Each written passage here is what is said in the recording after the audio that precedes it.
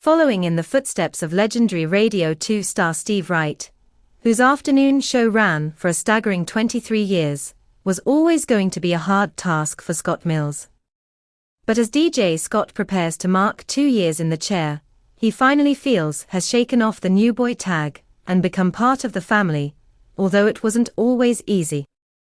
You've got your hardcore, always listening to Radio 2 fans.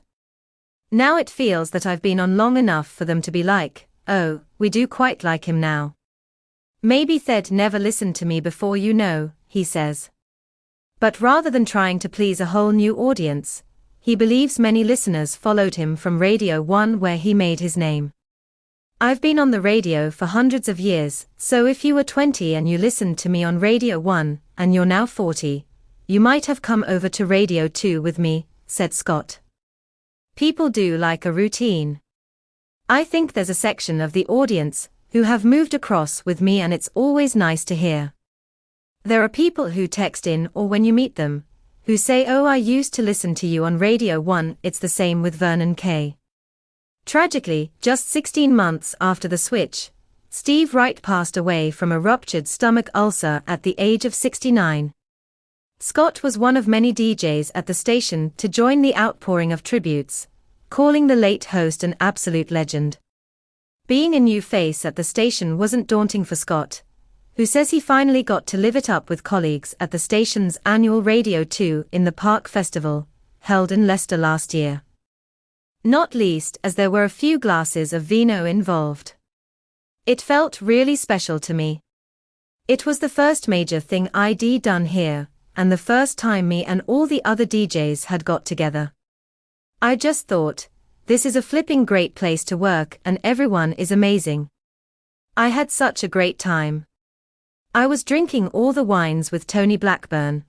I was having an absolute blast with Michael Ball, who is hilarious, and hanging out with Owain Wyn Evans and Rylan Clark backstage.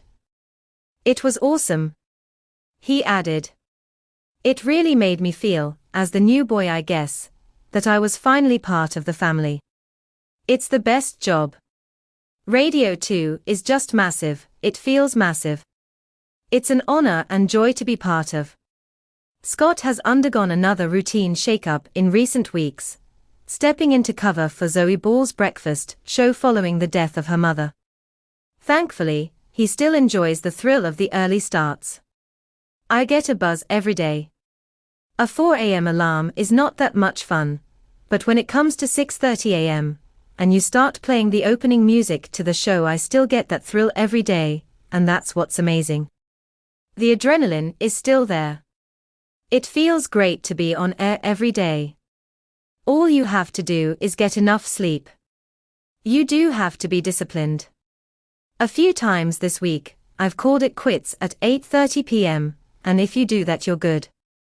Gone are the hard partying days of his youth, when he pulled in all-nighters. I've got more sensible as I've got older. I would go out and go straight into Radio 1 for early breakfast. But not anymore. You've got to prioritize sleep and exercise even when you feel like you can't be bothered. It's quite odd how quickly you adjust to early mornings if you have to. Scott is DJing at the Radio 2 in the Park Festival this weekend, which is being held in Preston. Sting, Sugababes and Kim Wilde are all playing the event, which has this year been extended to 3 days after the success of Leicester in 2023. The Radio 2 DJs are playing to listeners at a pre-party on Friday, and Scott says that's one night he won't be going to bed early. When you go away with a group of friends, everyone gets a bit giddy on the first day. I can't wait, he said. He is taking to the main stage to warm up the crowd ahead of Sunday night headliners, the Pet Shop Boys, alongside close friend and now colleague Rylan Clark. It's a lot of pressure to play before the headliner, but I love it, said Scott. We're still working through the set list. Rylan has basically over the last couple of years taught himself, or has had lessons, in how to properly DJ. He can actually properly mix, which I can't say that I can. So fair play, he has taken the time and effort to learn his craft. We've got some absolute bangers ready. I can promise the lead up to the Pet Shop Boys will be stunning. But festival life has not always been smooth sailing for Scott, who was a stalwart for BBC Radio 1 festivals for over a decade. There was one time I DJ'd before Lady Gaga, he says. It was peak Lady Gaga, in 2011, and we were in Carlisle. They said I'd be on for 30 minutes, but then 30 minutes turned into an hour, then to an hour and a half. And this is what I learned from this: you need to bring more than enough music, because I was running out of tracks. It was a stressed dream. I was looking at the crowd thinking, I've got no songs left. I was quite stressed that Lady Gaga wasn't appearing, and for some reason I went up really close to the big screens they have on the stage, and I don't know why, but I touched the screen just to see what it was like. Now don't do that because they are razor sharp. So I was DJing, Lady Gaga wasn't turning up. I'm running out songs, and also because I've just touched the screen my finger is bleeding profusely.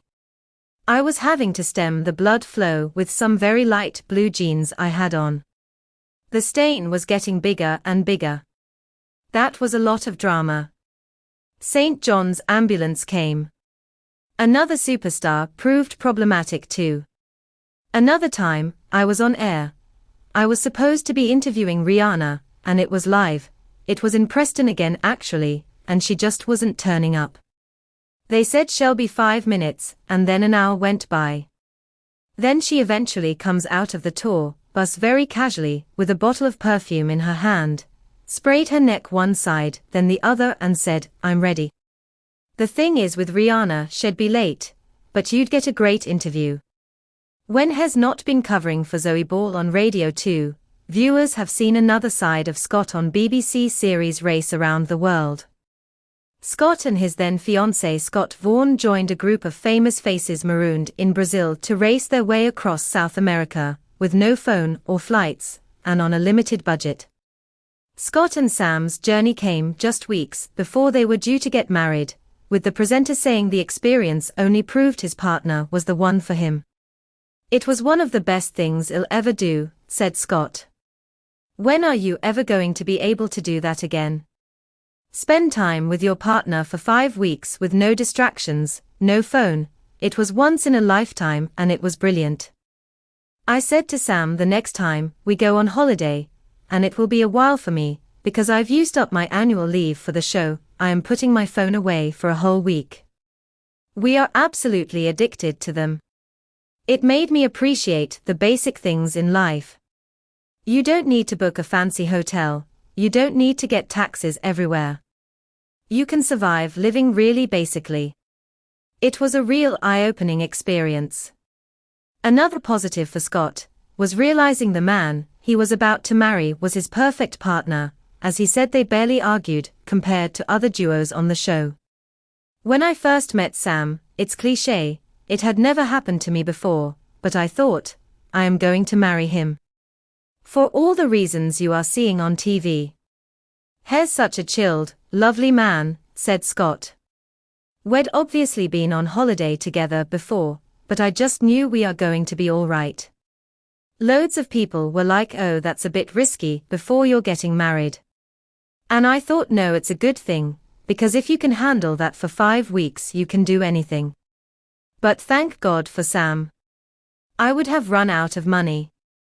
He's super good with things like that. Sam loves a spreadsheet, loves organizing, loves everything I'm not. We were a good team. As you probably saw in the last episode, if things aren't going well, and we did have a lot of bad luck, I go into a negative mode, and Sam is a positive person. That's another reason why I love him. He will pick you up, he is very good at that. Always a positive, which, believe me, at times during that show you really needed. It made me realize that we don't really argue. There were no arguments. So it turns out he is the person I should have married. I know that, as you've seen, some of the other couples did have some arguments sometime, but I can tell you that we never did.